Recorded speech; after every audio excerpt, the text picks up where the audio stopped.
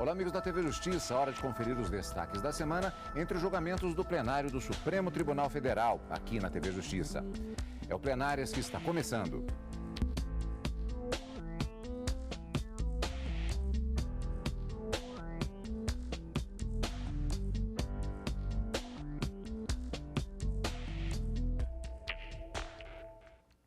Em destaque as sessões dos dias 31 de agosto e 1º de setembro de 2016. Karina, uma semana que foi atípica, podemos dizer, porque tivemos paralelamente aos julgamentos no plenário do Supremo Tribunal Federal, o julgamento do impeachment no plenário do Senado Federal, presidido pelo ministro Ricardo Lewandowski. Vamos ver a finalização desse julgamento ainda na sessão de hoje. E na quarta e na quinta-feira, respectivamente, dias 31 de agosto e 1º de setembro, o início, principalmente, de julgamentos importantes que têm repercussão em toda a sociedade e que também vamos ver no programa de hoje. Julgamentos bastante relevantes e temas muito interessantes e que alcançam várias pessoas no Brasil. Na quarta-feira, 3 grandes temas foram discutidos. A competência da Justiça Federal ficou definido, que é a competência da Justiça Federal para o processamento e julgamento das ações em que a OAB estiver figurando em qualquer um dos polos. O resultado final, a conclusão de um julgamento de uma ação direta de inconstitucionalidade que questionava a constitucionalidade de uma expressão prevista em um determinado artigo do Estatuto da Criança e do Adolescente, que de uma certa forma obrigava as emissoras de rádio e de TV a seguir uma classificação indicativa feita pelo Ministério da Justiça, pelo governo federal, e essa obrigatoriedade acabou ficando decidido pelo plenário, por maioria que se formou, que que haveria uma censura ali e que, portanto, essa obrigatoriedade seria inconstitucional. A conclusão desse julgamento foi de extrema importância, já que era um julgamento que vinha sendo pautado e com pedidos de vista sucessivo já há algum tempo. Resolvida, portanto, a questão do artigo 254 do Estatuto da Criança e do Adolescente, que a gente vai comentar.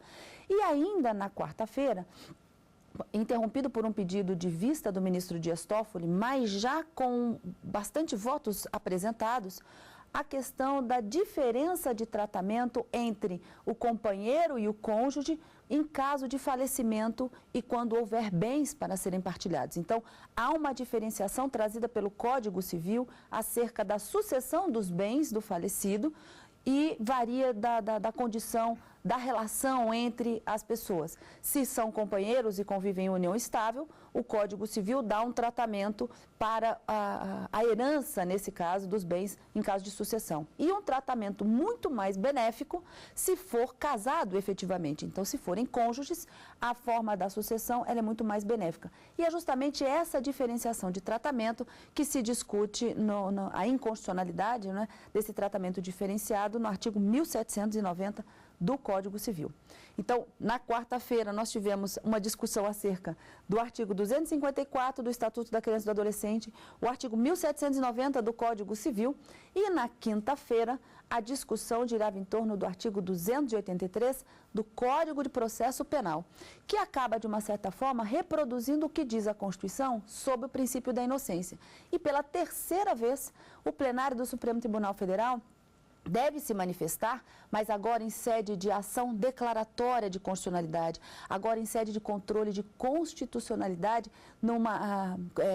concentrado em que a decisão do Supremo, a partir desse julgamento, deverá ser vinculante e nenhum outro juiz do Brasil inteiro poderá decidir de forma contrária em razão dessa decisão. O julgamento não foi encerrado, apenas o ministro relator proferiu o seu voto, várias sustentações orais foram feitas, mas a sessão foi interrompida um pouquinho antes do horário normal, mas há uma promessa de que esse julgamento seja retomado na semana que vem, acerca dessa possibilidade ou não, dessa interpretação mais recente que foi dada pelo Supremo acerca do princípio da inocência e a execução provisória da pena daquele condenado que teve a sua condenação confirmada na segunda instância. Então, esse foi o tema que acabou tomando toda a sessão da quinta-feira e, como eu disse, ainda há muita discussão no plenário, justamente porque trata-se de uma medida cautelar em ação declaratória de constitucionalidade que tem uma eficácia vinculante e que pode confirmar essa jurisprudência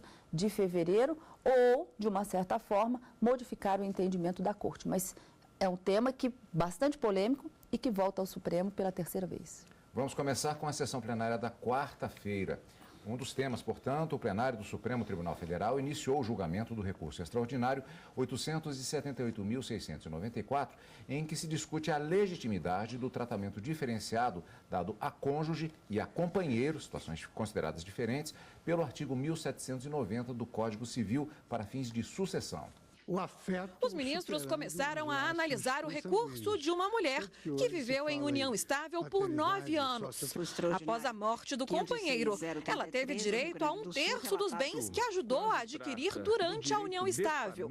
Se fosse casada, ela teria herdado todos os bens, já que o falecido não deixou filhos, netos, nem pais ou avós. E é exatamente esse o ponto que está sendo debatido pelos ministros.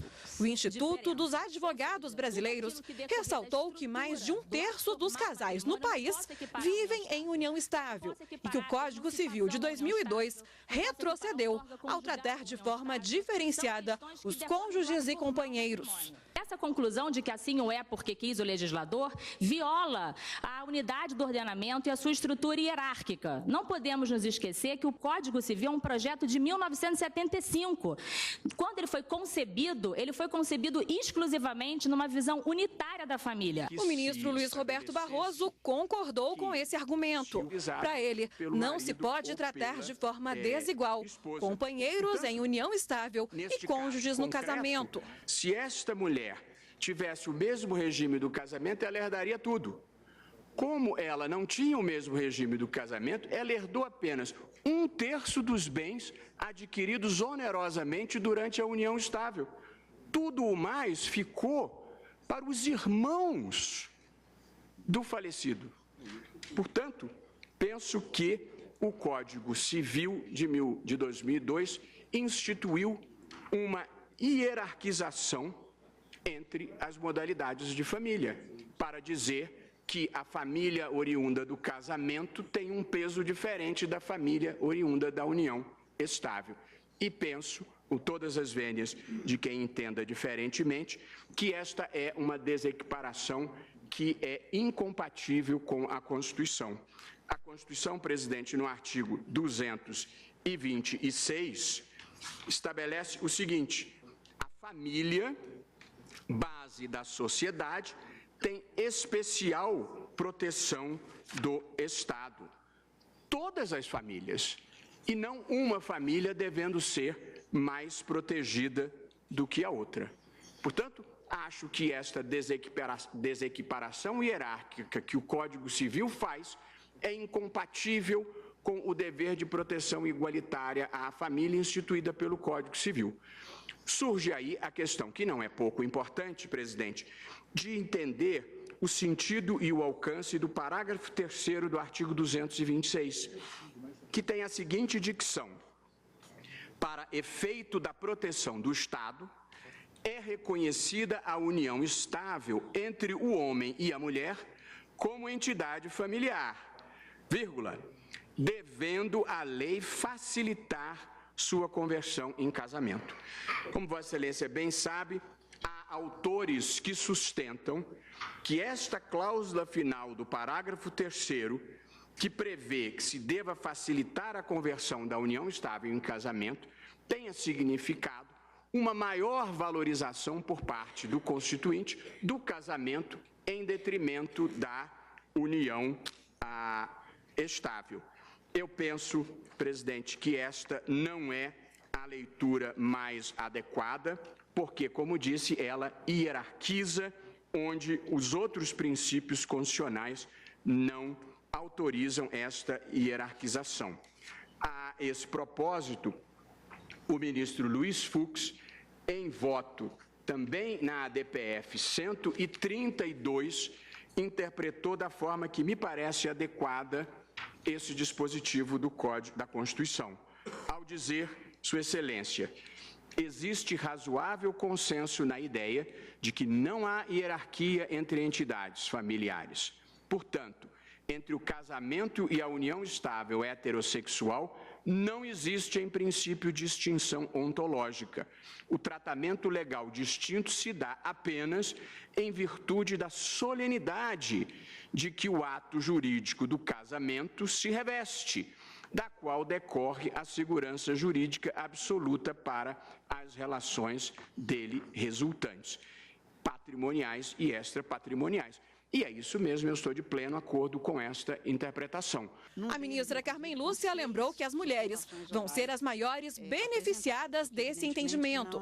De toda sorte, e de uma maneira extremamente breve, e fazendo coro a todas as observações que foram feitas com base nos fundamentos da Constituição, também eu considero incompatível o que posto e interpretado até aqui no artigo 1790 do Código Civil, com o que está estabelecido principalmente em termos de vetores fundamentais da Constituição de 1988, razão pela qual também eu dou provimento para declarar inconstitucional o artigo 1790, fazendo com que se aplique, nestes casos, o disposto no artigo 1829 do Código Civil, com a modulação tal como foi proposto. Os ministros Edson Fachin, Teoriza Vasque, Rosa Weber, Luiz Fux e Celso de Mello também acompanharam o relator. A qualificação da união estável como entidade familiar para efeitos sucessórios também representa o reconhecimento de que essas outras conjugalidades distintas da união matrimonial e por repousarem a sua existência nos vínculos de solidariedade, de amor e de projetos de vida em comum, hão de merecer o integral amparo do Estado, a particular proteção desta Suprema Corte, que lhes devem, Estado e esta Suprema Corte, dispensar, notadamente em termos de direitos hereditários, o mesmo tratamento atribuído às uniões matrimoniais. O julgamento foi suspenso por um pedido de vista do ministro Dias Toffoli. Mas eu não posso aqui, a partir de uma redação mal feita desta lei, imaginar que o legislador ordinário não pode fazer um distinguish em relação à ordem de sucessão. Porque ele pode fazê-lo entre os parentes, ascendentes, descendentes, colaterais, consanguíneos, afins, e também entre cônjuges. O legislador é que estabelece a ordem da sucessão. Então, senhora presidente, eu tenho muita dificuldade em acompanhar o voto do eminente relator, mas também gostaria, diante da densidade dos votos proferidos, de refletir melhor sobre o tema, e penso que é um tema que merece uma reflexão profunda, porque atingirá relações familiares de toda a nação brasileira, e como destacou o relator, há divergências entre aplicações de tribunais de justiça em todo o país, e também de juízes em varas de sucessões, ou em varas únicas, conforme o tamanho da comarca, que me levam, então, a pedir vista para uma melhor reflexão sobre o tema. Bom, esse foi um dos julgamentos da sessão plenária da quarta-feira, que foi interrompido pelo pedido de vista do ministro Dias Toffoli, mas também um outro julgamento importante, como você já adiantou, Karina, que é exatamente o que envolve o Estatuto da Criança e do Adolescente. Exatamente. O Estatuto da Criança e do Adolescente, nesse artigo 254, ele previa uma sanção para a emissora de rádio ou de TV que descumprisse aquela classificação indicativa, como eu disse, que é indicada pelo próprio governo federal, e diz que também, se não houver a indicação dessa classificação durante a sua programação, pode sofrer uma sanção pecuniária e, em caso de reincidência, pode ter a suspensão da sua programação por até 2 dias. Dá para imaginar o tamanho do prejuízo que isso pode acontecer numa grande emissora de rádio ou de TV, Cadu? Então, os ministros acabaram entendendo que apenas na primeira parte, quando falava que é preciso que haja a obrigatoriedade de se verificar essa classificação indicativa feita pelo governo federal, essa obrigatoriedade seria inconstitucional justamente porque poderia significar uma censura. E assim vem o voto do ministro Dias Toffoli proferido já há algum tempo. E acabou formando uma maioria em volta desse voto dele, que acabou se mostrando vencedor para julgar procedente essa ação e julgar inconstitucional essa expressão.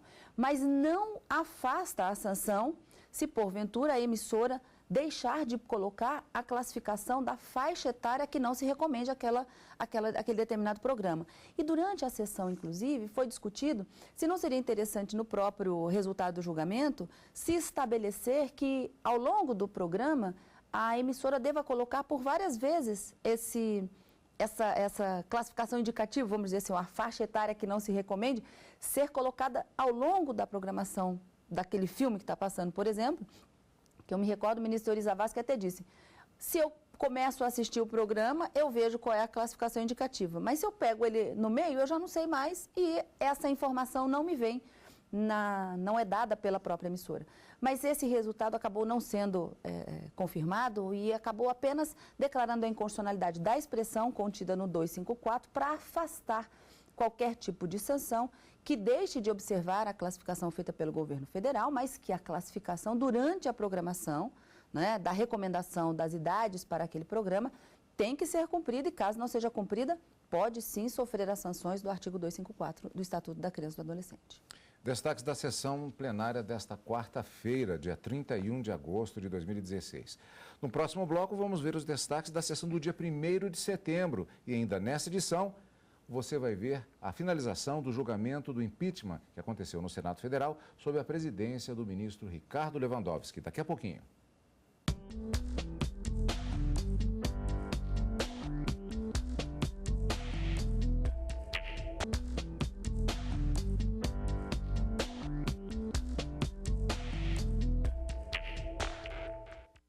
Estamos de volta com o Plenárias, desta vez com os destaques da sessão plenária da quinta-feira, dia 1º de setembro de 2016. Cerca de 6 meses depois de autorizar a prisão de condenados em segunda instância, o Supremo Tribunal Federal volta a discutir o tema.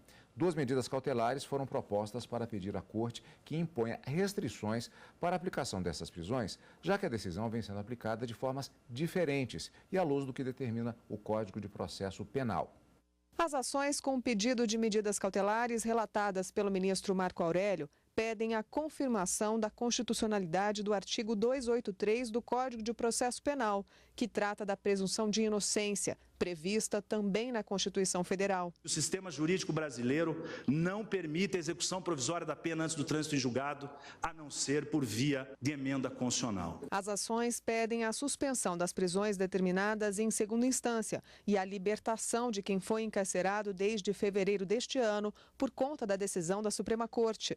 O relator, ministro Marco Aurélio, citou a superlotação do sistema carcerário brasileiro e, ao conceder a liminar, determinou que a prisão apenas pode ocorrer após o trânsito em julgado. O princípio da não culpabilidade é garantia vinculada pela lei maior ao trânsito em julgado, de modo que a constitucionalidade do artigo 283 do Código de Processo Penal não comporta questionamentos. O preceito consiste em reprodução de cláusula pétrea, cujo núcleo essencial nem mesmo o poder constituinte derivado está autorizado a restringir. Essa determinação constitucional não surge desprovida de fundamento. Coloca-se a preclusão maior como marco seguro para a severa limitação da liberdade ante a possibilidade de reversão ou atenuação da condenação nas instâncias superiores. O problema adquire envergadura maior quando considerada a superlotação dos presídios, destacada pelo Pleno ao apreciar a liminar pleiteada na arguição de descumprimento do preceito fundamental 347 de minha relatoria, acórdão publicado no Diário da Justiça Eletrônico em 19 de fevereiro de 2016. Naquela oportunidade, constatou-se o exorbitante número de cidadãos recolhidos provisoriamente, a salientar a malversação do Instituto da Custódia Cautelar e, consequentemente, a inobservância do princípio da não culpabilidade. Inverte-se a ordem natural para prender e depois investigar. Conduz-se o processo criminal em automatismo incompatível com a seriedade do direito de ir e vir dos cidadãos. Uma das ações foi apresentada pelo Partido Ecológico Nacional e apoiada por dezenas de amigos da Corte, entre eles as Defensorias Públicas de São Paulo e do Rio de Janeiro. A outra ação foi proposta pelo Conselho Federal da OAB. As autoras afirmam que a decisão recente do STF provocou uma controvérsia judicial de âmbito nacional, já que tem sido interpretada de formas diferentes por vários juízes. O Procurador-Geral da República, Rodrigo Janot, afirmou que o habeas corpus seria um instrumento adequado para questionar as prisões em segunda instância e que o artigo do Código de Processo Penal é, sim, constitucional, mas deve ser interpretado de maneira mais abrangente. O artigo 283 do Código de Processo Penal, ele é absolutamente constitucional. Só que ele deve ser interpretado em conjunto com o artigo 637 do Código de Processo Penal e o então parágrafo 2º do artigo 27 da Lei 8.038, agora incorporado ao novo Código de Processo Civil. Pois é, o julgamento não terminou ainda, ele continua posteriormente e pode-se prever que teremos muita polêmica, porque o tema em si é polêmico. O tema é polêmico e devemos lembrar que o ministro Marco Aurélio, quando houve o julgamento desse mesmo assunto, em fevereiro deste ano, de 2016, ele ficou vencido na corte, no plenário. Então, ao conceder a medida cautelar e determinar que nenhuma prisão seja mais decretada e aqueles que estão presos em razão da decisão do Supremo deveriam ser soltos para continuar respondendo o processo em liberdade até o trânsito em julgado da sentença condenatória, é uma visão do ministro Marco Aurélio que ficou vencido. Não é o entendimento que se formou do plenário em fevereiro. Então, acredito que pode-se confirmar essa decisão do ministro Marco Aurélio, pode-se confirmar também a decisão de fevereiro, já que o julgamento não terminou, como você mesmo disse. Então, devemos aguardar a expectativa, como eu disse no início do programa, de que esse tema, esse assunto, essas medidas cautelares em ações declaratórias de constitucionalidade, que terão efeito vinculante caso sejam deferidas, elas devem retornar ao plenário do Supremo Tribunal Federal na próxima semana, diante dessa relevância do tema. Mas devemos aguardar o retorno do julgamento e a sua conclusão para tirarmos qualquer ponto final dessa história. Por enquanto, ainda não há motivos para a OAB comemorar, nem mesmo o Partido Ecológico Nacional, que são os dois autores dessas duas ADCs em que são pedidas as medidas cautelares. E terminou esta semana o julgamento do impeachment de Dilma Rousseff. Nesta fase, no Senado Federal, os trabalhos foram presididos pelo ministro Ricardo Lewandowski, presidente do Supremo Tribunal Federal, como determina a Constituição. Vamos rever na reportagem de Lana Canepa como foram os momentos finais do julgamento. 31 de agosto de 2016. 1h35 da tarde. O voto sim aprova a condenação, ou seja, a perda do cargo da senhora presidente da República. Aqueles que votam não, votam pela absolvição e consequente arquivamento da denúncia contra a senhora presidente da República. Por 61 votos a favor e 20 contra, o Senado Federal aprovou o afastamento definitivo da presidente Dilma Rousseff por crime de responsabilidade. Em seguida, foi aberta uma outra votação para decidir em separado sobre a perda dos direitos políticos da presidente afastada por 8 anos. A solicitação para separar as votações havia sido feita em requerimento apresentado pelos aliados de Dilma Rousseff, submetido ao debate dos senadores e encaminhado conforme o regimento interno e a lei do impeachment. Por 42 votos sim, 36 não e 3 abstenções, o Senado Federal decidiu que Dilma Vana Rousseff não fica inabilitada para exercer cargo público. O Senado Federal entendeu que a senhora presidente da República, Dilma Vana Rousseff, cometeu os crimes de responsabilidade consistentes em contratar operações de crédito com instituição financeira controlada pela União editar decretos de crédito suplementar sem autorização do Congresso Nacional por 61 votos, havendo sido registrados 20 votos contrários e nenhuma abstenção, ficando assim a acusada condenada à perda do cargo de presidente da República Federativa do Brasil. Em votação subsequente, o Senado Federal decidiu afastar a pena de inabilitação para o exercício de cargo público, em virtude de não se ter obtido nesta votação 2/3 dos votos constitucionalmente previstos. Em seguida, o presidente da sessão oficializou o ato com a leitura de uma resolução do Senado Federal. É julgada procedente a denúncia por crimes de responsabilidade previstos nos artigos 85, inciso 6 e artigo 167, inciso 5 da Constituição Federal. Artigo 10, incisos 4, 6 e 7 e artigo 11, itens 2 e 3 da Lei 1079, de 10 de abril de 1950.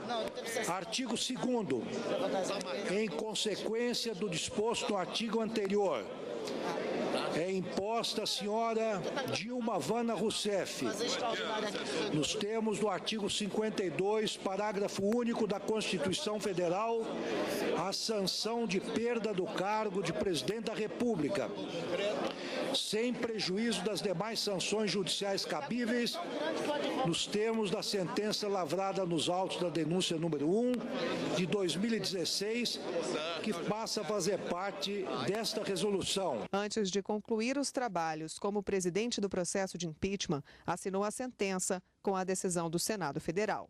Estes foram os destaques da semana e já temos encontro marcado na próxima semana, Karina. Na próxima semana, ao vivo, no Direto do Plenário e no final de semana com plenárias. Obrigado pela companhia e continue conosco na TV Justiça.